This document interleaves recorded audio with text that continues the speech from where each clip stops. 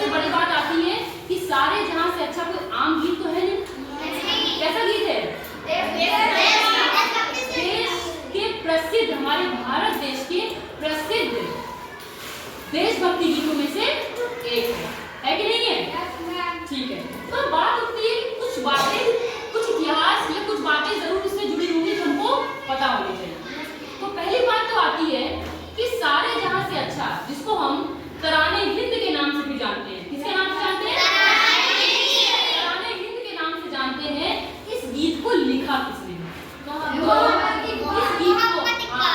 इस गीत को लिखने वाले हैं हमारे शायर मोहम्मद इकबाल, और इन्होंने इस गीत को 1904 में लिखा था।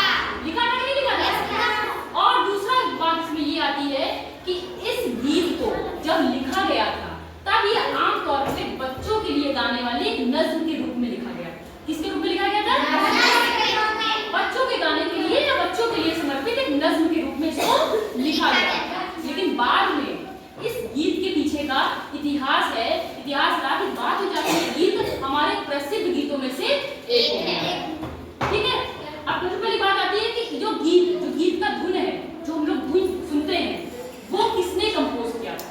तो जो गीत था, जो पहला मूल धुन थी, वो मूल धुन तो अलग थी इससे थोड़ी, लेकिन जो ये धुन है जो हम लोग सुनते हैं प्रसिद्ध धुन, वो कंपोज की थी प्रसिद्ध सितार वादक पंडित रविशंकर।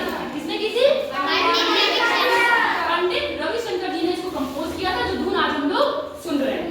ठीक है, अब एक और बात ये भी आती है कि शुरू में सबसे पहली बार इस गीत को गाया कब गया? तो 1905 में लाहौर के एक गवर्नमेंट कॉलेज में सबसे पहले गाया गया था। उसके बाद जब महात्मा गांधी जी लगभग 1930 के दशक में, जब महात्मा गांधी जी जेल में कैद थे, तब उन्होंने वहां पे इसी गीत को 100 से भी ज्यादा बार गाया, और इस गीत को दिल को छू लेने वाले गीत के नाम से प्रसिद्ध किया था, और कहा था कि ये गीत हमारे भारत देश की एकता को परिभाषित करने वाला गीत है। ठीक है, और इसके बाद एक और तथ्य है कि जो हमारे राकेश शर्मा जी थे, कौन थे राकेश शर्मा जी?